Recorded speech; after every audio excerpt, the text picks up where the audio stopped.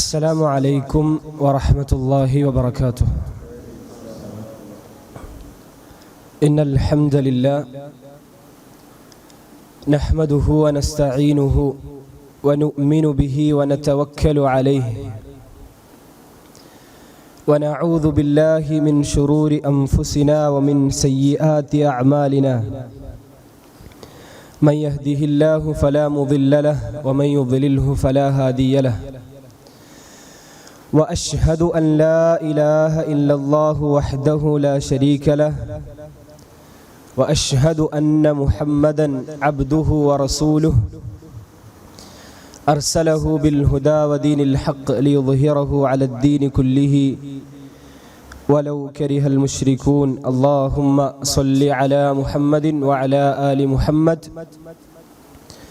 كما صليت على إبراهيم وعلى آل إبراهيم إنك حميد مجيد. اللهم بارك على محمد وعلى آل محمد كما باركت على إبراهيم وعلى آل إبراهيم إنك حميد مجيد.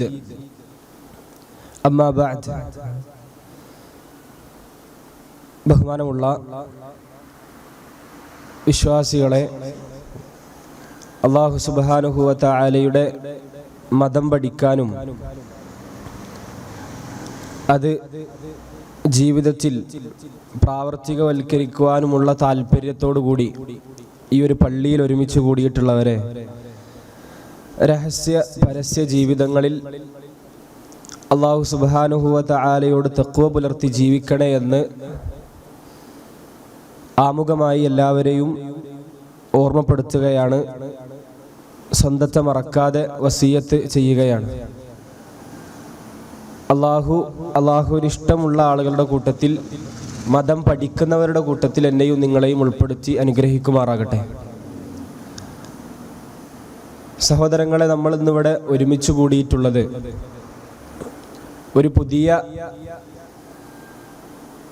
സംരംഭം, അറിവ് പഠിക്കുവാനുള്ള പുതിയൊരു പദ്ധതിയുമായിട്ടാണ് നമ്മൾ ഈ പള്ളിയിൽ ചേർന്നിട്ടുള്ളത്.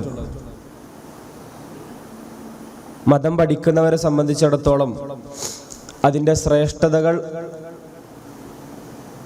അല്ലാഹു സുബ്ഹാനഹു വ തആലയുടെ ഏറ്റവും അടുത്ത ആളുകളാകാനുള്ള ഭാഗ്യം ദീന് പഠിക്കുന്നവർക്കും അത് പ്രാവർത്തികവൽക്കരിക്കുന്നവർക്കുമാണ് എന്ന് നമ്മൾക്കറിയാം. അല്ലാഹു സുബ്ഹാനഹു വ തആലയുടെ മലക്കുകൾ ചിറക് താഴ്ത്തി കൊടുക്കുന്ന ഒരു വിഭാഗമുണ്ടെങ്കിൽ അത് മതം പഠിക്കുന്നവരാണ് എന്ന് റസൂലുള്ളാഹി സ്വല്ലല്ലാഹു അലൈഹി വസല്ലമയുടെ ഹദീസുകളിൽ നമ്മൾക്ക് കാണാൻ കഴിയും. അതുകൊണ്ട് തന്നെ വളരെ ശ്രേഷ്ഠമായ ഒരു സദസ്സിലാണ് ഞാനും നിങ്ങളും ഇരിക്കുന്നത്. നമ്മൾ ഇന്ന് തൊട്ട് പഠിക്കാനിരിക്കുന്ന വിഷയം ഇസ്ലാമിക കർമ്മശാസ്ത്രവുമായി ബന്ധപ്പെട്ട ഒരു വിഷയവുമാണ്. കേവലം ക്ലാസ്സിനപ്പുറത്ത് പഠിച്ച് അത് മനസ്സിരുത്തി അതിനെക്കുറിച്ച് ചിന്തിച്ച് അങ്ങനെ മുന്നോട്ട് പോകാനാണ് ഇൻഷാ അല്ലാഹ് നമ്മൾ ഉദ്ദേശിക്കുന്നത്. അതിന് എത്ര കാലമെടുത്താലും ഇസ്ലാമിക കർമ്മശാസ്ത്രവുമായി ബന്ധപ്പെട്ട് ഒരുപാട് വിജ്ഞാനങ്ങൾ നിലവിലുണ്ട്. അൽ ഫിഖ്ഹുൽ ഇസ്ലാമി, ഇസ്ലാമിക കർമ്മശാസ്ത്രത്തിൽ ഒരുപാട് ഗ്രന്ഥങ്ങളുണ്ട്.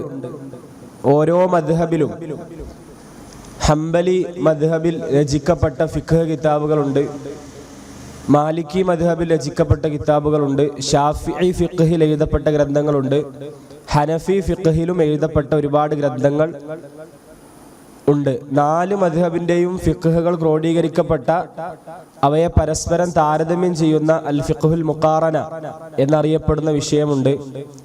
അതേപോലെ തന്നെ ഉസൂലുൽ ഫിഖ്ഹ്, ഈ ഫിഖ്ഹിന്റെ അടിസ്ഥാന ഖായിദകൾ വിശദീകരിക്കുന്ന ഇൽമുണ്ട്. നമ്മളിവിടെ പഠിക്കാൻ തെരഞ്ഞെടുത്തിട്ടുള്ള വിഷയം അൽ ഖവാഇദ് അൽ ഫിഖ്ഹിയ എന്ന വിഷയമാണ്. ഫിഖ്ഹിൽ ഒരുപാട് മേഖലകൾ ഉണ്ടെങ്കിലും നമ്മൾ തെരഞ്ഞെടുത്തിട്ടുള്ള വിഷയം അൽ ഖവാഇദ് അൽ ഫിഖ്ഹിയ എന്ന വിഷയമാണ്. അതിനെക്കുറിച്ച് ഏതാനും ചില ആമുഖങ്ങൾ പറഞ്ഞ് ഇൻഷാ അല്ലാഹ് അടുത്ത ആഴ്ച തൊട്ട് നമ്മൾ അതിൻ്റെ പ്രധാന വശങ്ങളിലേക്ക് കടക്കാനാണ് ഉദ്ദേശിക്കുന്നത്. കർമ്മശാസ്ത്രം എല്ലാവർക്കും ആവശ്യമുള്ള ഒന്നാണ് എന്ന് നമ്മൾക്ക് എല്ലാവർക്കും അറിയാം. നമ്മളുടെ നിത്യജീവിതവുമായി ബന്ധപ്പെട്ട പ്രധാനപ്പെട്ട ഒരു വിജ്ഞാനമാണ് കർമ്മശാസ്ത്രം. നമ്മൾ രാവിലെ എഴുന്നേൽക്കുന്നത് മുതൽ രാത്രി കിടന്നുറങ്ങുന്നത് വരെയുള്ള സകല കാര്യങ്ങൾക്കും ഇസ്ലാമിക ശരീഅത്തിൽ വിധികളുണ്ട്, ശരിതെറ്റുകളുണ്ട്. അതിൽ നിർബന്ധമായതുണ്ട്, സുന്നത്തായതുണ്ട്, അനുവദിക്കപ്പെട്ടതുണ്ട്, കറാഹത്തുള്ളതുണ്ട്. അതേപോലെ തന്നെ ഹറാമായ പ്രവൃത്തികളും നമ്മൾ ചെയ്യാൻ പാടില്ലാത്തത് ഏത് എന്ന് കൃത്യമായി നമ്മളെ റസൂലുള്ളാഹി സ്വല്ലല്ലാഹു അലൈഹി വസല്ലമ പഠിപ്പിച്ചു തന്നിട്ടുണ്ട്. ഇവിടെ നമ്മൾ തിരഞ്ഞെടുത്തിട്ടുള്ള വിഷയം ഫിഖ് പഠനത്തിനും ശേഷം ഒരു മതവിദ്യാർത്ഥി പഠിക്കുന്ന, പൊതുവെ മതവിദ്യാർത്ഥികൾ ഫിഖ് പഠിച്ചു കഴിഞ്ഞാൽ നമ്മളൊരു വീടിന് വാർപ്പിട്ട് അതിന് വെള്ളം ഒഴിച്ചു കൊടുക്കുന്ന പരിപാടി, ഖവാഇദുൽ ഫിഖ്ഹിയ കൂടി പഠിച്ചാലാണ് അവന്റെ ഫിഖ് പഠനം പൂർത്തിയാവുക എന്ന് പണ്ഡിതന്മാർ പറയുന്നത് നമ്മൾക്ക് കാണാം. ഖവാഇദുൽ ഫിഖ്ഹിയ എന്താണ്? അൽ ഖവാഇദുൽ ഫിഖ്ഹിയ നമ്മൾ പഠിക്കാനിരിക്കുകയാണല്ലോ. അൽ ഖവാഇദുൽ ഫിഖ്ഹിയ എന്ന് പറഞ്ഞാൽ എന്താണ്? രണ്ട് പദങ്ങളാണ് അതിൽ ഉള്ളത്. ഒന്ന് അൽ ഖവാഇദ്. ഖവാഇദ് എന്ന് പറഞ്ഞാൽ ഒരു ബഹുവചനമാണ്. അതിന്റെ ഏകവചനം ഖാഇദത്തുൻ എന്നുള്ളതാണ്. ഖാഇദത്തുൻ നമ്മൾ പൊതുവെ അടിസ്ഥാനം എന്നൊക്കെ പറയും. വീടിന്റെ അടിസ്ഥാനം. നമ്മൾക്കൊരു ഖാഇദ വേണം, നമ്മൾക്കൊരു അടിസ്ഥാനം വേണം. ഈ ഖാഇദ എന്നുള്ളത് പല അർത്ഥങ്ങളിൽ പ്രയോഗിക്കാറുണ്ട്. ഇവിടെ അർത്ഥം പൊതുനിയമം എന്നാണ്. പൊതുനിയമം. ഫിഖ് എന്ന് പറഞ്ഞാൽ നമുക്കറിയാം കർമ്മശാസ്ത്രം. നമ്മളുടെ അമലുമായി ബന്ധപ്പെട്ട് അത് ഖുർആനിൽ നിന്നും ഹദീസിൽ നിന്നും അതിൻ്റെ ഹുക്കുമുകൾ ഇസ്തിംബാത്ത് ചെയ്തെടുക്കുന്ന ഓരോ കർമ്മങ്ങൾക്കും വാജിബ് ഏത്, സുന്നത്ത് ഏത് എന്ന് പഠിക്കുന്ന, വളരെ വിശദമായി പഠിക്കുന്ന ഒരു വിജ്ഞാന ശാഖയാണ് ഫിഖ്. ഫിഖ്ഹിയ എന്ന് പറഞ്ഞാൽ കർമ്മശാസ്ത്രപരമായ പൊതുനിയമങ്ങൾ. കർമ്മശാസ്ത്രപരമായ പൊതുനിയമങ്ങൾ, അങ്ങനെ നമുക്ക് അർത്ഥം വെക്കാം. ഈ പൊതുനിയമത്തിന് കീഴെ ഒരുപാട് ദീനിന്റെ ഹുക്കുമുകൾ വരും. നമ്മുടെ നാട്ടിൽ ഞാൻ ഈ പറയുന്ന കാര്യം എന്നോടും അതുപോലെ തന്നെ എല്ലാവരോടും കൂടിയുള്ളതാണ്. ഇത് കേൾക്കുന്ന എല്ലാവരോടും, റെക്കോർഡ് ചെയ്യപ്പെട്ട് പിന്നെ അത് കേൾക്കുന്ന എല്ലാവരോടും, മുമ്പിലിരിക്കുന്നവരോടും ഒക്കെ. നമ്മുടെ നാട്ടിൽ മതത്തിന്റെ വിഷയത്തിൽ എല്ലാവരും അഭിപ്രായം പറയും.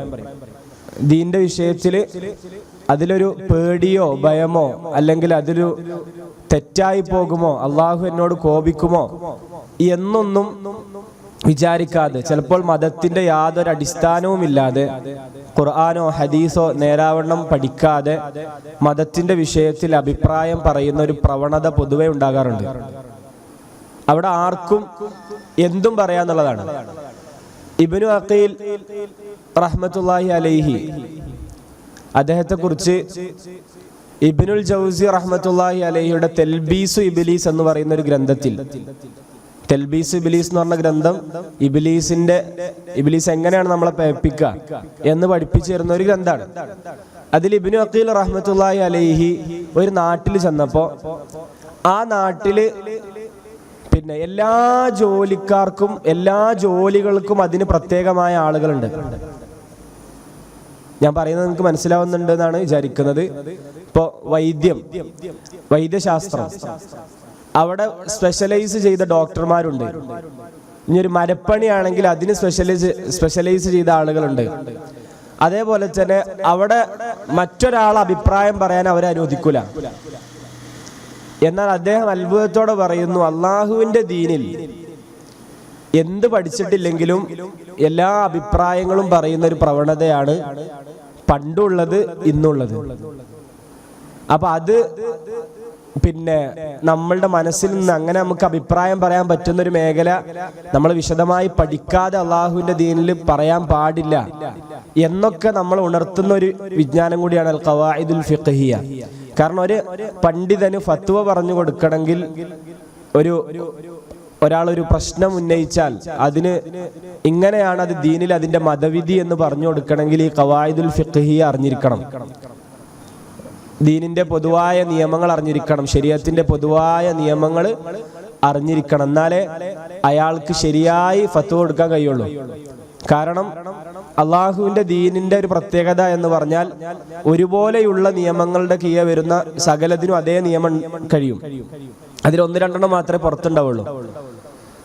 റസൂലുള്ളാഹി സ്വല്ലല്ലാഹു അലൈഹി വസല്ലമയുടെ ഹദീസുകളിൽ നിന്നും അള്ളാഹുവിന്റെ കലാമിൽ നിന്നും നിർദ്ധാരണം ചെയ്തെടുത്ത ഇത്തരത്തിലുള്ള പൊതു നിയമങ്ങളാണ് അൽ ഖവാഇദുൽ ഫിഖ്ഹിയയിൽ നമ്മൾ ചർച്ച ചെയ്യുക. അത് ഓരോന്നും വിശദമായി പഠിക്കേണ്ടതാണ്. ഓരോന്നിന് കീഴിലും എത്രയോ കണക്കിന് ശരീഅത്തിലെ ഓരോ അബ്വാബുകളിൽ ഓരോ ത്വഹാറത്തിൽ, നിസ്കാരത്തിൽ, നോമ്പിലൊക്കെ വരുന്നത് ചിലപ്പോൾ ഒറ്റ ഖായിദ പഠിച്ചാൽ ഇനി പുതിയൊരു പ്രശ്നം വരികയാണ്. നമ്മുടെ നാട്ടിൽ പുതിയൊരു പ്രശ്നം വരുമ്പോൾ അതിലെങ്ങനെ വിധി കൊടുക്കണം അതൊക്കെ അറിയണമെങ്കിൽ ഈ പൊതു നിയമങ്ങൾ നമ്മൾ അറിഞ്ഞിരിക്കണം. ആ പൊതു നിയമത്തിന് കീഴിൽ അതിന് കീഴെ നമ്മൾക്ക് പല ഹുക്കുമുകളും കണ്ടെത്താനും അല്ലെങ്കിൽ ദീൻ പഠിക്കുന്ന അല്ലെങ്കിൽ ദീനിൽ അത്രത്തോളം എത്തിയ ആളുകൾക്ക് വിധി കൊടുക്കാനും ഒക്കെ സാധിക്കുമെന്നുള്ളതാണ്. അത് നമ്മൾ മുന്നോട്ട് പോകുമ്പോൾ ഇൻഷാ അല്ലാഹ് നമ്മൾക്ക് മനസ്സിലാകും. അൽ ഖവാഇദുൽ ഫിഖ്ഹിയ എന്ന വിഷയത്തിൽ ഒരുപാട് ആളുകൾ ഗ്രന്ഥം രചിച്ചിട്ടുണ്ട്. ഒരുപാട് ഗ്രന്ഥങ്ങൾ ഈ വിഷയത്തിലുണ്ട്. എത്രയോ ഗ്രന്ഥങ്ങളുണ്ട്. പിന്നെ ഹനഫി ഫിഖ്ഹിലുള്ള ഖവായിദുൽ ഫിഖ്ഹിയിലുള്ള ഗ്രന്ഥങ്ങളാണ് ഉസൂലുൽ കർഹി എന്ന് പറയുന്ന ഒരു ഗ്രന്ഥം, തഅസീസുൻ നദർ എന്ന് പറയുന്ന ഗ്രന്ഥം, അൽ അഷ്ബാഹു വൻ നദായിർ ഇബ്നു ജൈമിന്റെ അൽ അഷ്ബാഹു വൻ നദായിർ എന്നുള്ള ഗ്രന്ഥം, മാലിക്കി മദ്ഹബിൽ കിതാബുൽ ഫുറൂഖ് എന്ന് പറയുന്ന ഗ്രന്ഥം, അൽ ഖവാഇദ്, അതേപോലെ തന്നെ ഈവാഹുൽ മസാലിക്, ഷാഫിഈ ഫിഖ്ഹിൽ ഖവാഇദുൽ അഹ്കാം, അൽ അഷ്ബാഹു വൻ നദായിർ സുയൂത്തിയുടെ ഗ്രന്ഥം, ഹംബലി ഫിഖ്ഹിൽ അൽ ഖവാഇദുൻ നൂറാനിയ ഇബ്നു തൈമിയയുടെ, അതേപോലെ തന്നെ അൽ ഖവാഇദ് വൽ ഉസൂൽ അൽ ജാമിഅ അബ്ദുറഹ്മാൻ ബിൻ നാസർ സഅദിയുടെ.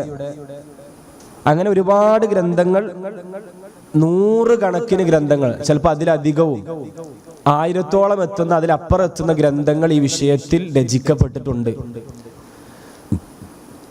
അപ്പോൾ അതിൽ ചെറിയ ഗ്രന്ഥങ്ങളുണ്ട്, വലിയ ഗ്രന്ഥങ്ങളുണ്ട്.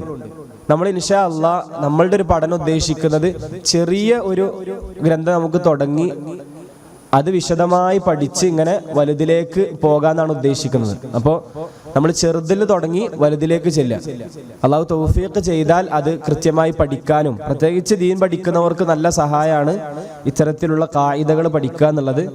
കാരണം 1, 2, 3 മതവിധികൾ 4, 5, 6, 7, 8 മതവിധികൾ പഠിക്കുന്നതിന് പകരം ചിലപ്പോൾ ഒരു 10 മതവിധികൾ പഠിക്കുന്നതിന് പകരം ഒരു ഖായിദ പഠിച്ചാൽ തന്നെ ആ മതവിധികളൊക്കെ മനസ്സിലാക്കാനുള്ള കഴിവ് ഈ കുട്ടിക്ക് ലഭിക്കും. അല്ലെങ്കിൽ ഈ മത പഠിക്കുന്ന കുട്ടിയാകട്ടെ മതവിദ്യാർത്ഥിക്ക് ലഭിക്കും. അതെത്ര പ്രായമുള്ളവരാകട്ടെ.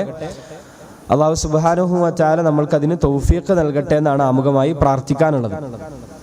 അപ്പോൾ നമ്മളിവിടെ തെരഞ്ഞെടുത്തിട്ടുള്ള ഒരു ഗ്രന്ഥം, ആദ്യം നമ്മൾ പഠിക്കുന്ന ഗ്രന്ഥം ഇൻഷാ അല്ലാഹു തആല ആദ്യം നമ്മൾ പഠിക്കുന്ന ഗ്രന്ഥം, ഒരു മതം പഠിക്കുന്ന വിദ്യാർത്ഥി, നമ്മളെല്ലാവരും മതം പഠിക്കുന്ന വിദ്യാർത്ഥികളാണ്, അതിൽ പ്രായ വ്യത്യാസമല്ല. സാലിഹ് ഇബ്നു കൈസാൻ എന്ന് പറയുന്ന താബിഈ പണ്ഡിതൻ, അറിവ് ശരിയാണെങ്കിൽ അദ്ദേഹം പ്രായമായപ്പോഴാണ് അറിവ് പഠിക്കാൻ തുടങ്ങിയത് തന്നെ.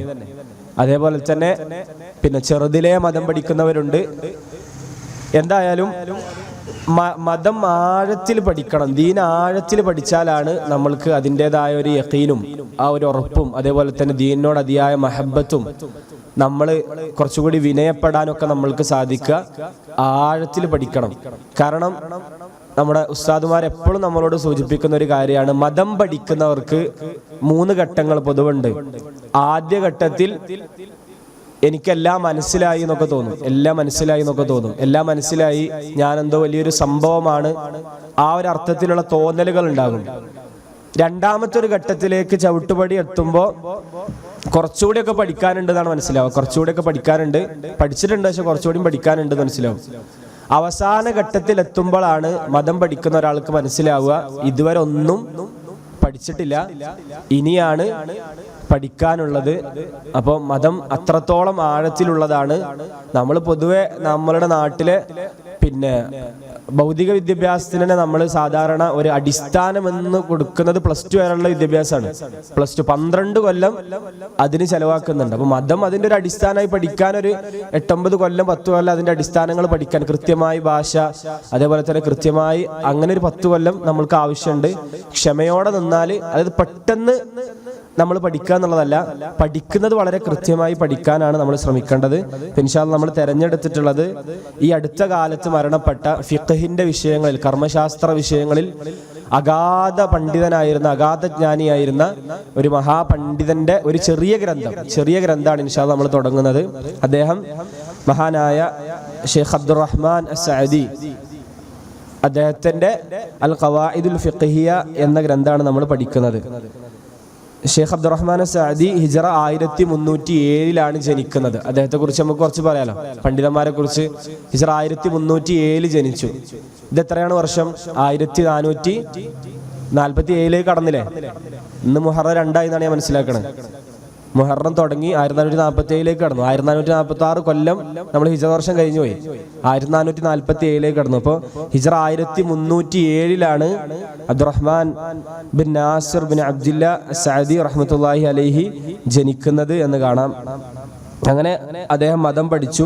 നമ്മൾ പറഞ്ഞ പോലെ തന്നെ വലിയ പണ്ഡിതന്മാരിൽ നിന്ന് അറിവ് സ്വീകരിക്കുകയും വലിയ കർമ്മശാസ്ത്ര പണ്ഡിതന്മാരിൽ തന്നെ കർമ്മശാസ്ത്രം പഠിക്കുകയും അങ്ങനെ വലിയ ഉസൂലിയായി കർമ്മശാസ്ത്രത്തിലും അതിൻ്റെ ഉസൂലുകളിലും ഒക്കെ അഗാധ ജ്ഞാനമുള്ള പണ്ഡിതനായി അദ്ദേഹം വളർന്നു. അദ്ദേഹം വലിയ ജ്ഞാനിയായിരുന്നു, സാഹിദായിരുന്നു, ഒരു പണ്ഡിതനായിരുന്നു. നമ്മുടെ ഉസ്താദുമാർ പഠിപ്പിക്കുന്നത് പോലെ അദ്ദേഹത്തിൽ ഇൽമുണ്ടായിരുന്നു, ദഅവത്തും ഉണ്ടായിരുന്നു, ഉസ്വത്തും ഉണ്ടായിരുന്നു. മാതൃകയുള്ള പണ്ഡിതനായിരുന്നു, മാതൃക യോഗ്യനായ പണ്ഡിതനായിരുന്നു. കേവലം ക്ലാസ് എടുക്കലോ അല്ലെങ്കിൽ മഅലൂമാത്ത് വിജ്ഞാനങ്ങൾ പറഞ്ഞു കൊടുക്കലോ മാത്രമല്ല, അദ്ദേഹം ആളുകൾക്ക് മാതൃകയായ ഒരു പണ്ഡിതനായിരുന്നു എന്ന് നമ്മൾക്ക് കാണാൻ സാധിക്കും. അദ്ദേഹത്തിന്റെ പ്രധാനപ്പെട്ട ശിഷ്യന്മാരാണ് സൗദി അറേബ്യയിൽ പിന്നീട് അറിയപ്പെട്ട വലിയ പണ്ഡിതന്മാരൊക്കെ. ഇപ്പോൾ ഷെയ്ഖ് മുഹമ്മദ് ബിൻ സാലിഹ് അൽ ഉസൈമീൻ അദ്ദേഹത്തിന്റെ ഏറ്റവും അടുത്ത ശിഷ്യനാണ്. അതേപോലെ ഷെയ്ഖ് അബ്ദുൽ അസീസ് ബിൻ മുഹമ്മദ് സൽമാൻ, അങ്ങനെ ഒരുപാട് വലിയ വലിയ ഷെയ്ഖ് അബ്ദുല്ലാ ബിൻ അബ്ദുറഹ്മാൻ അൽ ബസ്സാം, ഇങ്ങനെ വലിയ വലിയ പണ്ഡിതന്മാർ ഉണ്ട്. ഒരുപാട് ഗ്രന്ഥങ്ങൾ രചിച്ചിട്ടുണ്ട്. 15ഓളം ഉപകാരപ്രദമായ കിതാബുകൾ രചിച്ചിട്ടാണ്. അദ്ദേഹത്തിന്റെ ഗ്രന്ഥങ്ങൾ 15 അദ്ദേഹത്തിന്റെ ഗ്രന്ഥങ്ങൾ സൗദി അറേബ്യയിലെ ലൈബ്രറിയിൽ കണ്ടിട്ടുണ്ട്. ഒരു 25 വാള്യമുള്ള ഒരു കൂട്ടം അദ്ദേഹത്തിന്റെ ഗ്രന്ഥങ്ങളുടെ ശേഖരമാണത്. 25 വാള്യമുള്ള നാസിർ സഅദിയുടെ ഒരു ഗ്രന്ഥശേഖരം കണ്ടിട്ടുണ്ട്. എന്തായാലും അദ്ദേഹം ഹിജ്റ 1376 മരണപ്പെട്ടു. 1307 ജനിച്ച് ഹിജ്റ വർഷം 1376 അദ്ദേഹം മരണപ്പെടുകയാണ് ഉണ്ടായത് എന്നാണ്. പിന്നെ നമ്മൾ പഠിക്കാനിരിക്കുന്ന ഗ്രന്ഥത്തിന്റെ പേര് മൻദൂമത്തുൽ ഖവാഇദുൽ ഫിഖ്ഹിയ എന്നാണ്.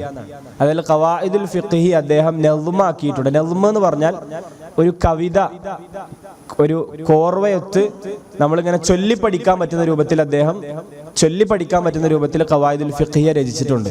അത് അദ്ദേഹത്തിന്റെ ഒരു കഴിവാണ്. ഗദ്യരൂപത്തിൽ കിതാബുകൾ എഴുതുന്നവരുണ്ട്, പദ്യരൂപത്തിൽ ഗ്രന്ഥങ്ങൾ എഴുതുന്നവരുണ്ട്.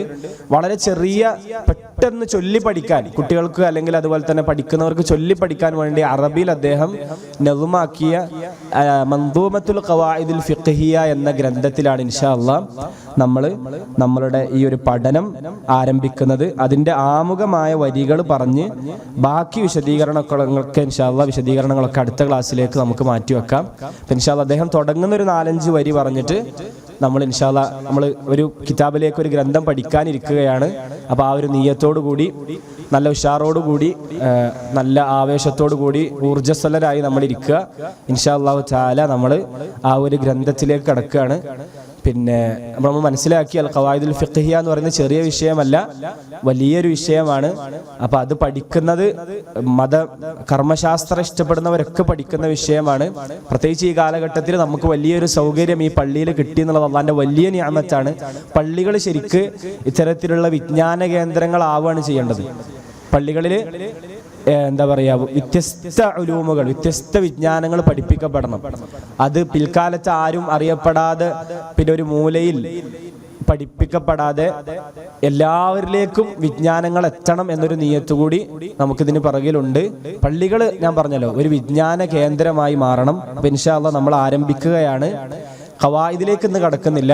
നാസിർ സഅദി റഹ്മത്തുള്ളാഹി അലൈഹി അദ്ദേഹത്തിന്റെ ആ ഒരു നവ്മിൽ, അദ്ദേഹത്തിന്റെ ആ ഒരു കവിതയിൽ അദ്ദേഹം ഉൾക്കൊള്ളിച്ചിട്ടുള്ള ഒരു ആമുഖം, അത് നമ്മളെല്ലാവരും കേട്ടിരിക്കുന്നത് നല്ലതാണ്. ബിസ്മില്ലാഹിർ റഹ്മാനിർ റഹീം. അദ്ദേഹം ബിസ്മി കൊണ്ടാണ് അദ്ദേഹത്തിന്റെ ഗ്രന്ഥം. ഇത് ചെറിയൊരു കിതാബാണ്, ചെറിയൊരു ഗ്രന്ഥമാണ്. അപ്പൊ നമ്മളത് പഠിക്കാൻ തന്നെ ഇരിക്കുക. ഒരു കാര്യം ബസ്മലത്ത് കൊണ്ട് ആരംഭിക്കുമ്പോൾ നമുക്കറിയാലോ, അതിന് പ്രത്യേകതകളുണ്ട്. ബിസ്മി കൊണ്ട് ആരംഭിക്കുന്ന പലതിനും അള്ളാഹു സുബ്ഹാനഹു വ തആലയിൽ നിന്നുള്ള സഹായം, അള്ളാഹുവിൽ നിന്നുള്ള ബറക്കത്ത് ഉണ്ടാകാൻ വേണ്ടിയാണ് നമ്മൾ എന്ത് ചെയ്യുന്നത്, അള്ളാഹുവിന്റെ നാമം കൊണ്ട് തുടങ്ങുന്നത്. അദ്ദേഹം തന്നെ ഈ ഒരു നല്ല സംസാരം, ഇത് കവിതയാണെങ്കിലും ഒരു നവ്മാണെങ്കിലും നല്ലൊരു സംസാരം, കോർവയത്തെ ഈ സംസാരം സംസാരിക്കുമ്പോൾ അള്ളാഹുവിന്റെ നാമം കൊണ്ട് തുടങ്ങണം എന്നുള്ള ആ ഒരു ആഗ്രഹം നമ്മൾക്കും തന്നെ നമ്മളുടെ എല്ലാ കാര്യങ്ങളിലും ബിസ്മി കൊണ്ടാണ് തുടങ്ങുക. ബിസ്മില്ലാഹിർ റഹ്മാനിർ റഹീം എന്ന് പറഞ്ഞ് നമ്മൾക്ക് എല്ലാവർക്കും അറിയുന്ന ബസ്മലത്ത് കൊണ്ടാണ് അദ്ദേഹത്തിന്റെ കിതാബ് ആരംഭിക്കുന്നത്. അൽഹംദുലില്ലാഹിൽ അലിയിൽ അർഫഖി വജാമിഇൽ അശ്യാഇ വൽ മുഫർരിഖി. ഇതാണ് തുടക്കം. അൽഹംദുലില്ലാഹ്, അല്ലാഹുവിനാകുന്നു സകല സ്തുതികളും. നമുക്കറിയാലോ ഒരു ഗ്രന്ഥം തുടങ്ങുമ്പോൾ ഹംദോണ്ട് തുടങ്ങും. അൽഹംദുലില്ലാഹ്, സകല സ്തുതികളും അല്ലാഹുവിനാകുന്നു. സ്തുതി എന്ന് പറഞ്ഞാൽ നമുക്കറിയാം പുകഴ്ത്തി പറയാം. ഒരാളെ നമ്മൾ പുകഴ്ത്തി പറയലാണ് സ്തുതി പറയാന്ന് പറഞ്ഞാൽ. ഹംദിൽ കുറച്ചുകൂടി ബഹുമാനവും സ്നേഹമൊക്കെ ഉണ്ടാകും. ഹംദിൽ എന്തുണ്ടാകും? സ്നേഹ ബഹുമാനങ്ങളും ആദരവുകളും കൂടുമ്പോഴാണ് ആ സ്തുതി എന്താകുന്നത്, ഹംദാകുന്നത്. അങ്ങനെയുള്ള സകല സ്തുതികൾക്കും ആ സ്തുതിക്കപ്പെടാൻ അർഹതയുള്ള സകല കാര്യങ്ങൾക്കും അർഹതയുള്ളത് അതിന് ഉടമസ്ഥൻ അല്ലാഹുവാണ്. അൽഹംദുലില്ലാഹ്. ഇത് മനസ്സറിഞ്ഞ് പറയുന്ന ഒരു വ്യക്തിക്ക് അല്ലാഹുവിനോട് സ്നേഹമുണ്ടാകും. അൽ അലിയിൽ അർഫഖി, അള്ളാഹിനെ കുറിച്ച് അദ്ദേഹം പ്രയോഗിച്ച പ്രയോഗം അൽ അലി എന്നാണ്. അല്ലാഹു സുബ്ഹാനഹു വ തആല അത്യുന്നതനാണ്. അല്ലാഹുവിനെ കുറിച്ച് എന്ത് വിശേഷണം പറഞ്ഞാലും ഖുർആനിലും സുന്നത്തിലും പറഞ്ഞാലും അത് അതിന്റെ ഏറ്റവും ഉന്നതമായ അവസ്ഥയിലാണ് നമ്മൾ മനസ്സിലാക്കേണ്ടത്. അള്ളാഹു അലിയാണെന്ന് പറഞ്ഞാൽ എല്ലാ അർത്ഥത്തിലുമുള്ള ഉന്നതി അള്ളാഹുവിനുണ്ട്, ഔന്നിത്യം അള്ളാഹുവിനുണ്ട് എല്ലാ അർത്ഥത്തിലും. അള്ളാഹു സുബ്ഹാനഹു വ തആല എവിടെയാണ് നമുക്കറിയാം. അള്ളാഹു എല്ലാത്തിനും ഉപരിയിലാണെന്ന് നമ്മൾ പറയാം. അപ്പൊ അള്ളാഹുവിന്റെ ദാത്ത് കൊണ്ട് തന്നെ എല്ലാത്തിനും ഉപരിയിലാണ്, എല്ലാത്തിന്റെയും ഉപരിയിലാണെന്ന് നമ്മൾ പറയും. അള്ളാഹു എവിടെയാണെന്ന് ഒരു അടിമസ്ത്രീനോട് ചോദിച്ചപ്പോ അടിമസ്ത്രീ പറഞ്ഞത് അള്ളാഹു ഫിസ്സമ, അള്ളാഹു ഉപരിയിലാണെന്നാണ്. അത് നമ്മുടെ അഖീദ കൂടിയാണ്. അള്ളാഹു സുബ്ഹാനഹു വ തആല എല്ലാ അർത്ഥത്തിലും സ്ഥാനം കൊണ്ടും നമ്മളെ ഭരിക്കുക, നമ്മളെ അടക്കി ഭരിക്കുക, നമ്മളെ നിയന്ത്രിക്കുക എന്നുള്ള അർത്ഥത്തിലും അള്ളാഹു പദവിയാലും അള്ളാഹു ദാത്തിനാലും അള്ളാഹു വിശേഷണങ്ങളാലും ഒക്കെ എത്രയോ ഉന്നതനാണ്. അള്ളാഹു സുബ്ഹാനഹു വ തആലയുടെ ആ ഉന്നതി മനസ്സിലാക്കി തന്നെ നമ്മൾ എത്രയോ താഴെയുള്ളവരാണ്. അതുകൊണ്ടാണ് നമ്മൾ സുജൂദ് ചെയ്യുന്ന നിലത്ത് അള്ളാഹിന്റെ മുമ്പിൽ നമ്മളെ ശരീരത്തിൽ ഏറ്റവും പ്രധാനപ്പെട്ട അവയവം നിലത്ത് വെച്ച് നമ്മൾ അള്ളാഹിന്റെ മുമ്പിൽ ഇങ്ങനെ കിടക്കുന്നത്. അൽഹംദുലില്ലാഹിൽ അലിയിൽ അർഫഖി. അർഫഖ് എന്ന് പറഞ്ഞാൽ നമ്മളോട് അനുകമ്പയുള്ള, ഏറ്റവും അനുകമ്പയുള്ളവനാണ് അല്ലാഹു സുബ്ഹാനഹു വ തആല. നമ്മളോട് ഏറ്റവും അനുകമ്പയുള്ളവൻ, നമ്മളോട് റിഫ്ഖ് കാണിക്കുന്നവൻ, അനുകമ്പ കാണിക്കുന്നവൻ. സഹോദരങ്ങളെ, എന്നെ കേൾക്കുന്നവരെ, നമ്മൾ എത്രത്തോളം പാപങ്ങൾ ചെയ്തിട്ടുണ്ട്, അള്ളാഹ് നമ്മളോട് എത്ര റിഫ്ഖ് കാണിച്ചിട്ടുണ്ട്. പല വിഷയങ്ങളിൽ അല്ലാഹു സുബ്ഹാനഹു വ തആല നമ്മളോട് എന്ത് കാണിച്ചിട്ടുണ്ട്? അനുകമ്പ കാണിച്ചിട്ടുണ്ട്. അള്ളാഹ് റഫീഖ് ആയതുകൊണ്ടാണ് നമ്മളെ വെറുതെ വിടുന്നത്, അള്ളാഹ് റഹീം ആയതുകൊണ്ടാണ്. അപ്പൊ അള്ളാഹുവിനെ കുറിച്ച് പറഞ്ഞിട്ടാണ് തുടങ്ങുന്നത്. അള്ളാഹുവിന്റെ മറ്റൊരു വിശേഷണം അദ്ദേഹം പറയുന്നത് വജാമിഇൽ അശ്യാഇ. അദ്ദേഹം പറയാണ് അല്ലാഹു സുബ്ഹാനഹു വ തആല പലതിനെയും ഒരുമിച്ച് ചേർക്കുന്നവനാണ്, പല വസ്തുക്കളെയും ഒരുമിച്ച് ചേർക്കുന്നവനാണ്. വൽ മുഫർരിഖി, പലതിനെയും പരസ്പരം വേർതിരിക്കുന്നവനാണ്. അല്ലാഹു സുബ്ഹാനഹു വ തആലയുടെ ശരീഅത്തിലും അള്ളാഹിന്റെ സൃഷ്ടികളിലും അള്ളാഹ്ക്കുള്ള ഒരു വിശേഷനാണ് പലതിനെയും അള്ളാഹ് ഒരുമിപ്പിക്കും.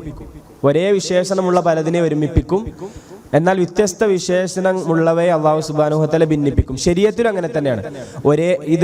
ഒരേ വിശേഷണമുള്ള ഹുക്കുമുകളെ, മതവിധികളെ അല്ലാഹു സുബ്ഹാനഹു വ തആല ഒരിടത്ത് ചേർത്ത് വെക്കും.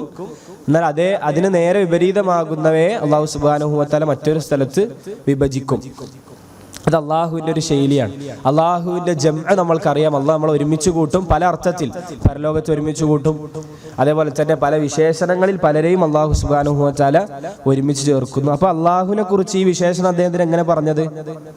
ഇവിടെ പറഞ്ഞത് ഇതിന്റെ വിശദീകരണത്തിൽ പണ്ഡിതന്മാർ പറയുന്നതായിട്ട് കാണാൻ സാധിക്കും. ഇത് വലിയൊരു വിഷയമാണല്ലോ.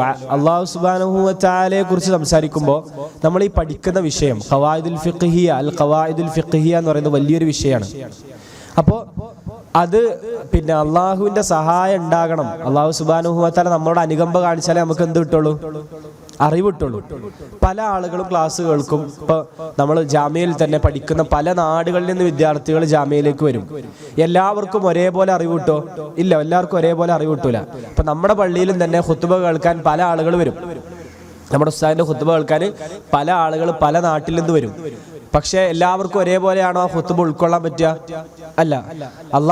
അപ്പൊ നമ്മൾ അള്ളാഹുവിന്റെ ഒരു കാരുണ്യവും അള്ളാഹുവിന്റെ ഒരു അനുകമ്പ ഉണ്ടെങ്കിൽ മാത്രമാണ് നമ്മൾക്ക് പഠിക്കാൻ കഴിയുക. അള്ളാഹുവിന്റെ ഒരു അനുകമ്പ പ്രതീക്ഷിക്കണം നമ്മൾ ഈ വിഷയത്തിൽ. അള്ളാഹു സുബ്ഹാനഹു വ തആലയുടെ ഒരു വാത്സല്യം നമ്മൾക്കിതിൽ കിട്ടണം. അള്ളാഹു സുബ്ഹാനഹു. പിന്നെ അതേപോലെ തന്നെ നമ്മുടെ ഈ വിഷയം തന്നെ വ്യത്യസ്ത ഫിഖ്ഹിന്റെ വ്യത്യസ്ത അബ്വാബുകളിൽപ്പെട്ട വ്യത്യസ്ത അധ്യായങ്ങളിൽപ്പെട്ട പല ഹുക്മുകളെയും ക്രോഡീകരിക്കുന്ന പൊതു നിയമങ്ങളെ കുറിച്ചാണ് നമ്മൾ പഠിക്കുന്നത്. അതുകൊണ്ട് തന്നെ ആ പൊതു നിയമങ്ങൾ പഠിക്കുമ്പോൾ അത് ജാമിഉൽ അഷ്യാണ്, ഒരുമിപ്പിക്കുന്നതാണ്. ചിലതിന് നമുക്ക് മാറ്റി നിർത്തേണ്ടി വരും. ഇൻഷാ അല്ലാഹ് അടുത്ത ക്ലാസ് തൊട്ട് ചില സാങ്കേതികമായ പ്രയോഗങ്ങൾ നമ്മൾ പഠിക്കും. അള്ളാഹു തൗഫീഖ് ചെയ്യട്ടെ. അള്ളാഹിനെ കുറിച്ച് പറയാണ് അടുത്ത വരിയിൽ ദിന്നിഅമിൽ വാസിഅത്തിൽ ഗസീറ വൽഹികമിൽ ബാഹിറത്തിൽ കസീറ. അല്ലാഹു ദിന്നിഅമി, എത്രയോ അനുഗ്രഹങ്ങളുടയവനാണ്. അല്ലാഹ് നമുക്ക് എത്ര അനുഗ്രഹങ്ങൾ ചെയ്തു തന്നിട്ടുണ്ട്. നമ്മൾ പലപ്പോഴും ഓർക്കാൻ ശ്രമിക്കുമ്പോഴും മറന്നു പോകുന്ന കാര്യമാണ്. നമ്മുടെ ശരീരം നമ്മളെ മറപ്പിക്കുന്ന കാര്യമാണ്. രഹസ്യ പരസ്യ പ്രത്യക്ഷ പരോക്ഷ കണ്ട അറിയാത്ത, നമ്മളിതുവരെ അറിയാത്ത ഒരുപാട് നിഅമത്തുകൾ നമ്മുടെ ജീവിതത്തിൽ അല്ലാഹ് നമുക്ക് തന്നിട്ടുണ്ട്. അൽ വാസിഅ, വിശാലമായ അനുഗ്രഹങ്ങൾ നമുക്ക് തന്നിട്ടുണ്ട്. അതിൽ ഏറ്റവും വലിയ നിഅമത്താണ് സഹോദരങ്ങളെ അറിവ് പഠിക്കാൻ ഒരുമിച്ചിരിക്കുക എന്നുള്ളത്. അൽ ഗസീറ, ധാരാളം അനുഗ്രഹങ്ങൾ അല്ലാഹ് നമുക്ക് തന്നിട്ടുണ്ട്. അതേപോലെ തന്നെ വൽഹികമിൽ ബാഹിറത്തിൽ കസീറ, അല്ലാഹു യുക്തിജ്ഞനാണ്. അല്ലാഹുക്ക് ഭയങ്കര എല്ലാ വിഷയത്തിലും അല്ലാഹുക്ക് യുക്തിയുണ്ട്. പ്രശോഭിതമായ യുക്തികളുണ്ട്, ധാരാളം യുക്തികളുണ്ട്. അല്ലാഹ് ഈ ഭൂമിയിൽ ഒരു ചെറിയ ഇല അനങ്ങുന്നുണ്ടെങ്കിൽ പോലും ഹിക്മത്ത് ഉണ്ട് എന്നാണ്. ഒന്നും അള്ളാഹു അറിയാതെ അള്ളാഹുവിന്റെ ഹിക്മത്തില്ലാതെ നടക്കൂല. അപ്പൊ അള്ളാഹ്ക്ക് എല്ലാത്തിലും ഹിക്മത്തുകളുണ്ട്. നമ്മളെ ഈ ക്ലാസ് നടക്കണം എന്നുള്ള എത്രയോ വർഷങ്ങൾക്ക് മുമ്പ്, നമ്മൾ ജനിക്കുന്നതിന് മുമ്പ് തീരുമാനിച്ച കാര്യങ്ങളാണ്. അള്ളാഹ്ക്ക് എല്ലാത്തിലും യുക്തിയുണ്ട്. അപ്പൊ അള്ളാഹിനെ കുറിച്ച് സ്തുതിച്ചു. പിന്നെ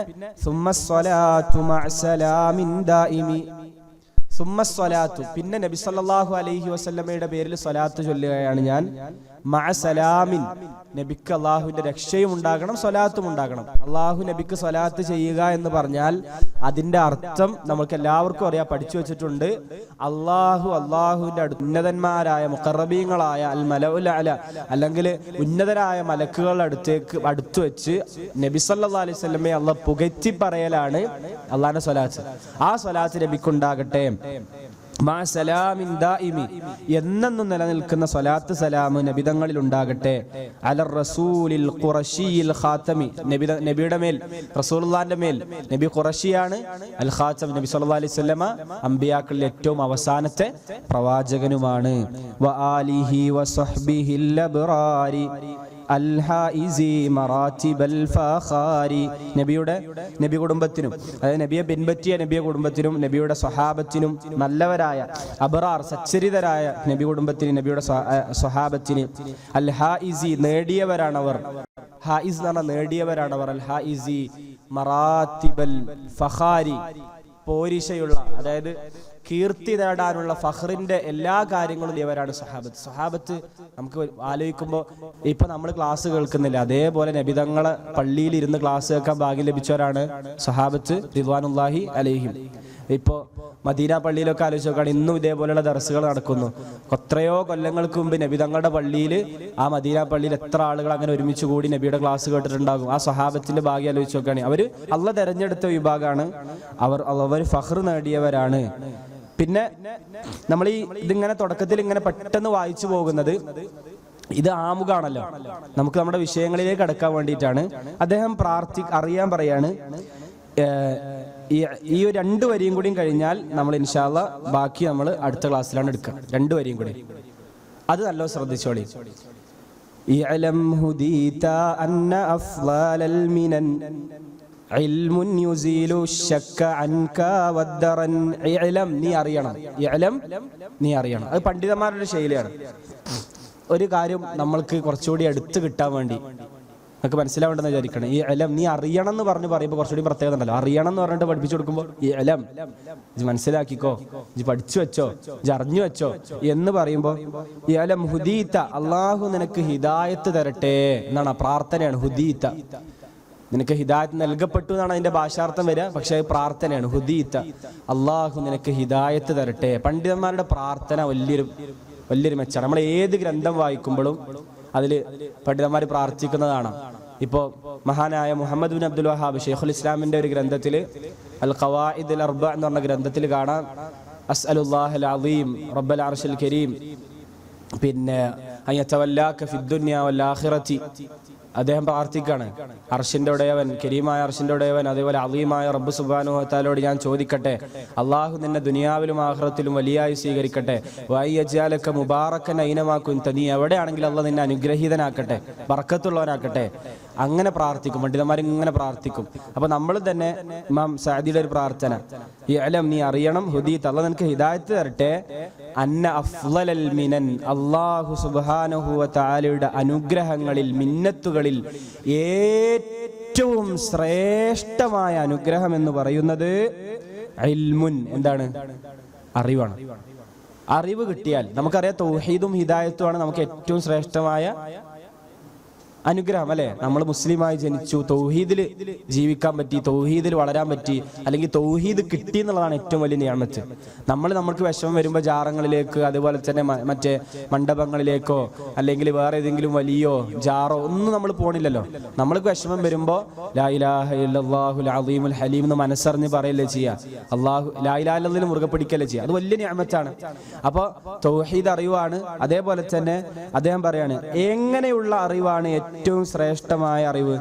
ഇൽമുൻ യുസീലു ശക്ക. ആ ഇൽമാണ് പഠിച്ചാൽ നിനക്ക് സംശയമൊക്കെ നീങ്ങണം, നിന്റെ സംശയമൊക്കെ പോകണം. അതായത് കുറേ ക്ലാസ് കേൾക്കുക എന്നുള്ളതല്ല, നമ്മൾ ആ ക്ലാസ് കേൾക്കുമ്പോൾ നമ്മുടെ സംശയങ്ങളൊക്കെ നീങ്ങി, നമുക്ക് ദീനിലൊരു സംശയമില്ലാതെ, ആശയക്കുഴപ്പമില്ലാതെ, നമ്മുടെ അഖീദ ഉറച്ച്, നമ്മുടെ വിശ്വാസകാര്യങ്ങൾ അങ്ങ് ശരിയായി, അള്ളാഹുവിനോട് ഇഷ്ടം തോന്നി, ഇൽമുൻ യുസീലു ശക്ക അൻക, നിന്നെ തൊട്ട് സംശയങ്ങളൊക്കെ നീങ്ങണം, വദ്ദറൻ, മാലിന്യങ്ങളൊക്കെ നീങ്ങിപ്പോണം. അതായത് ഇൽമു പഠിച്ചാൽ നല്ല സ്വഭാവമാകും, ശരീരത്തിൽ നിന്ന് കേടുകൾ പോകും, മോശപ്പെട്ട ചിന്തകൾ ഉണ്ടെങ്കിൽ അത് മാറും. അതാണ് കൃത്യമായൊരു ആലിമ്. എല്ലാ ഇൽമു പഠിക്കുന്നവർക്കും ഇല്ല. ഇൽമു പഠിച്ചിട്ട് ഈ ഒരു മെച്ചം കിട്ടിയാൽ അതാണ് ഇൽമ്, അതല്ലാത്തൊന്നും ഇൽമല്ല. ഇൽമു പഠിച്ചു, അറിവ് പഠിച്ചിട്ട് ഈ മെച്ചം കിട്ടണം. എന്താണ് മെച്ചം? ദുസ്വഭാവങ്ങൾ നീങ്ങി കിട്ടണം, മോശമായ അഖീദകളും ബിദ്അത്തുകളും ജീവിതത്തിൽ നിന്ന് പോകണം. അപ്പൊ അതാണ് ഏറ്റവും വലിയ നിഅമത്ത്. നമ്മളെ എന്താ പറയുക, വലിയ ഫിത്തന, നമ്മുടെ ഹൃദയത്തിന് പെട്ടെന്ന് ഫിത്തനകൾ ബാധിക്കും. ഞാൻ അവസാനിപ്പിക്കുകയാണ്, നമ്മുടെ ആമുഖം അവസാനിപ്പിക്കുകയാണ്. നമ്മുടെ ഹൃദയത്തിന് പെട്ടെന്ന് ഫിത്തനകൾ ബാധിക്കും.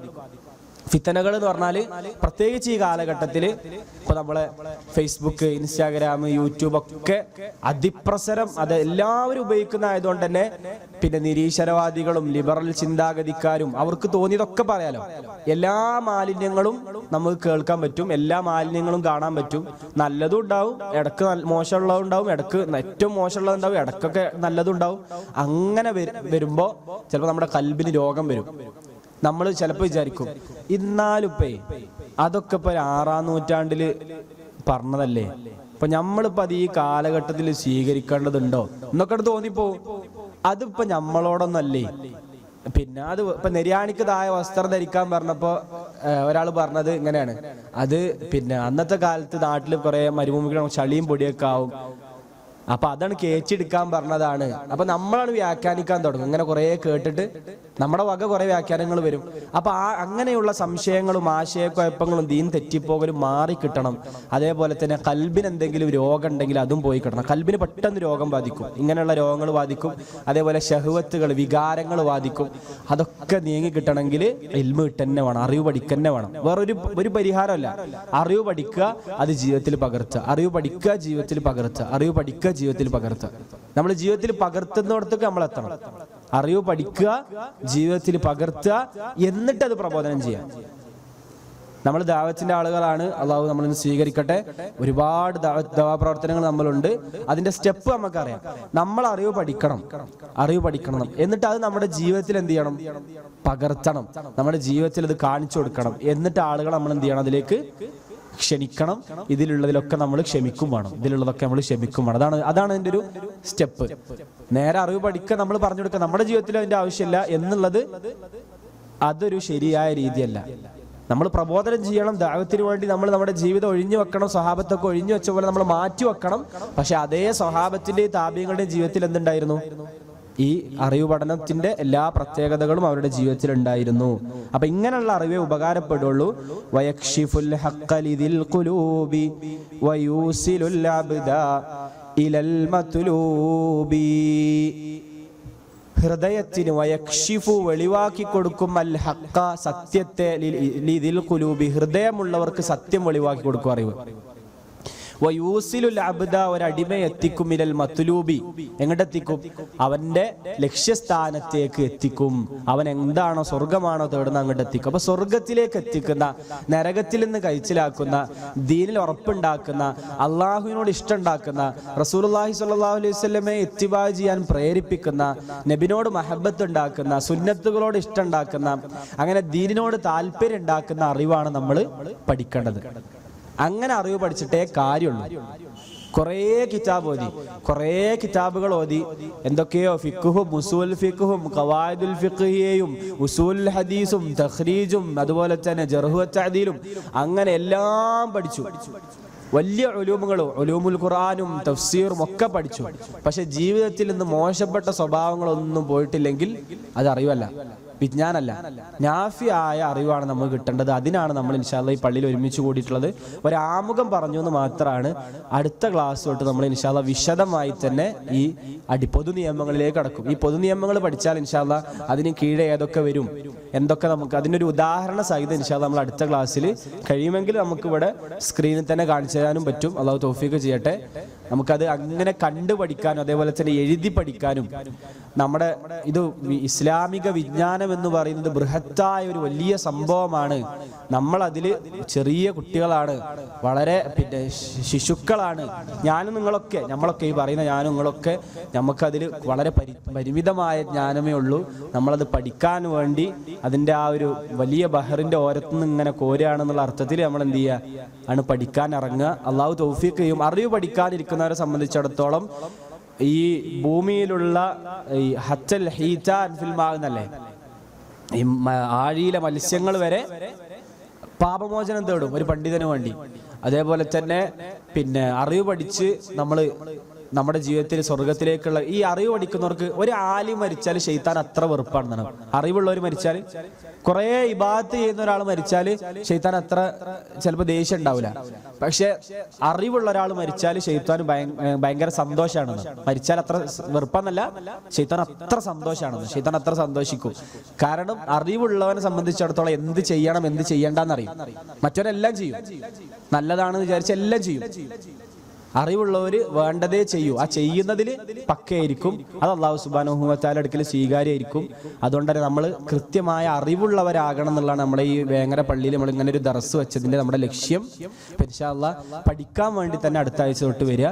നമ്മൾ വിശദമായി തന്നെ പഠിക്കും. ഓരോന്നും മുറിച്ച് പറഞ്ഞ് നമുക്ക് മനസ്സിലാകുന്ന രൂപത്തിൽ ഇൻഷാ അല്ലാഹ് കഴിവിന്റെ രൂപത്തിൽ നമ്മളത് മുറിച്ച് പറഞ്ഞ് പഠിക്കാനാണ് ഉദ്ദേശിക്കുന്നത്. എന്തായാലും വലിയൊരു നിയത്തിലേക്കാണ്, വലിയൊരു ലക്ഷ്യത്തിലേക്കാണ് നമ്മൾ എടുത്തു വെക്കുന്നത്. നമുക്കറിയില്ല ആരൊക്കെ അത് അവസാനം വരെ ഉണ്ടാകും എന്നറിയില്ല. ഇത്തരത്തിലുള്ള ഉലൂമുകൾ പഠിക്കുമ്പോൾ പിന്നെ ആരൊക്കെയാണ് അവസാനം വരെ ഇതിൽ നിലകൊള്ളുകയെന്ന് എനിക്കറിയില്ല. പക്ഷേ ഇൻഷാ അല്ലാഹ് ആദ്യം തൊട്ട് അവസാനം വരെ നല്ല നിയ്യത്തോടു കൂടി വലിയൊരു ലക്ഷ്യം മുന്നിൽ കണ്ട് തന്നെ അള്ളാഹിന്റെ ദീനൊന്ന് ആഴത്തിൽ പഠിക്കണം എന്നുള്ള ലക്ഷ്യം വെച്ചിട്ട് തന്നെ അതെല്ലാ വിജ്ഞാനങ്ങളിലും അങ്ങനെ ലക്ഷ്യം വെച്ച് നമ്മൾ മുന്നോട്ടിറങ്ങുക. അള്ളാഹുവിൻ്റെ ഒരു തൗഫീഖ് നമ്മൾക്ക് ഉണ്ടാകും.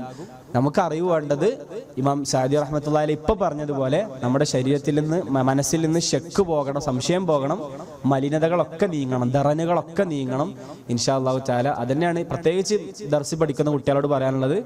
നിങ്ങൾ കുറച്ചുകൂടി ഈ വിഷയത്തിൽ ശ്രദ്ധ കൊടുക്കുക. നിങ്ങൾ കുറച്ചുകൂടി നോട്ട്ബുക്കൊക്കെ എടുത്ത് വരിക ഇൻഷാ അല്ലാഹ്. ദർസിൽ പഠിക്കുന്നവർ പ്രത്യേകിച്ച് കുറച്ചുകൂടി നോട്ട്ബുക്കൊക്കെ എടുത്ത്, ബാക്കിയുള്ളവർ എടുക്കണമെന്നല്ല, ആ കോപ്പി ഇൻഷാ അല്ലാഹ് ഞാൻ PDF അയക്കാം, അതെല്ലാവർക്കും എടുത്ത് കൊടുത്താൽ മതി ഇൻഷാ അല്ലാഹ്. അത് നമുക്ക് മുറിച്ച് അർത്ഥം വെക്കണമെങ്കിലേ അർത്ഥം വെച്ച് തന്നെ പോവാ. അങ്ങനെ തന്നെയാണ് നമ്മൾ അറബി ഇതൊക്കെ പഠിക്കുക. മെല്ലെ മെല്ലെ തന്നെ ഇങ്ങനെ ഈ മദീന പള്ളിയിലൊക്കെ പണ്ഡിതന്മാർ ദർസിൽ ഇരുന്നിട്ട് തന്നെയാണ് നമ്മൾ എന്തൊക്കെ തിരിയുക. അവിടുത്തെ ആളുകൾക്കൊക്കെ അറബി ഇതൊക്കെ മനസ്സിലാവുന്നത് എങ്ങനെ തന്നെയാണ്, ഇങ്ങനെ ഓരോ ക്ലാസ്സിൽ ഇരുന്നിട്ട് തന്നെയാണ്. ഇൻഷാ അല്ലാഹ് നമുക്ക് മെല്ലെ മെല്ലെ പഠിച്ച് അല്ലാഹു സുബ്ഹാനഹു വ തആലയുടെ സഹായത്തോടു കൂടി മുന്നോട്ട് പോവുക. അപ്പൊ ഇത് നിലനിൽക്കാനും തുടർത്താനും എല്ലാവരും പ്രാർത്ഥിക്കുക. ഒരു ആവേശപ്പുറത്തല്ല, നമ്മൾ കൃത്യമായ ഒരു അജണ്ടയോടുകൂടി അള്ളാന്റെ ഇഷ്ടം കിട്ടാനും വേറെ ലക്ഷ്യങ്ങൾ നമുക്കില്ല, അള്ളാന്റെ ഇഷ്ടം സമ്പാദിക്കാനും അള്ളാന്റെ അടുത്ത് ഏറ്റവും അടുത്ത ആളാകാനാണ് നമ്മൾ ഇരിക്കുന്നത്. അല്ലാഹു സുബ്ഹാനഹു വ തആല നമ്മുടെ ഇരുത്തം സാലിഹായ അമലായി നമ്മൾ ഇന്ന് കബൂൽ ചെയ്യുമാറാകട്ടെ. കൂടുതൽ അറിവ് പഠിക്കാനും പ്രത്യേകിച്ച് കർമ്മശാസ്ത്രത്തിന്റെ ആ ഒരു പൊതുനിയമങ്ങളിലേക്ക് കൂടുതൽ ഇറങ്ങിച്ചെല്ലാനും അള്ളാഹു നമ്മൾക്ക് തൗഫീഖ് ചെയ്യട്ടെ. ദീനിനോട് കൂടുതൽ താല്പര്യം ഉണ്ടാകാനും റസൂലുള്ളാഹി സ്വല്ലല്ലാഹു അലൈഹി വസല്ലമയോട് സ്നേഹം ഉണ്ടാകാനും അള്ളാഹു ഈ ക്ലാസ്സിലൂടെ അതൊരു വസീലയായി കണ്ട് അള്ളാഹു സുബ്ഹാനഹു വ തആല നമ്മളെ അനുഗ്രഹിക്കട്ടെ. ഹദാ വല്ലാഹു അലം. അസ്തഗ്ഫിറുല്ലാഹ ലീ വലക്കും വലിസായിരിൽ മുസ്ലിമീന മിൻ കുല്ലി ദംബിൻ ഫസ്തഗ്ഫിറൂഹു ഇന്നഹു ഹുവൽ ഗഫൂറുർ റഹീം. വസല്ലല്ലാഹു വസല്ലമ വബാറക അലാ നബിയിനാ വഹബീബിനാ മുഹമ്മദ്. സുബ്ഹാനകല്ലാഹുമ്മ വബിഹംദിക അശ്ഹദു അൻ ലാ ഇലാഹ ഇല്ലാ അൻത അസ്തഗ്ഫിറുക വഅതൂബു ഇലൈക്. അസ്സലാമു അലൈക്കും വറഹ്മത്തുള്ളാഹി വബറകാതുഹു.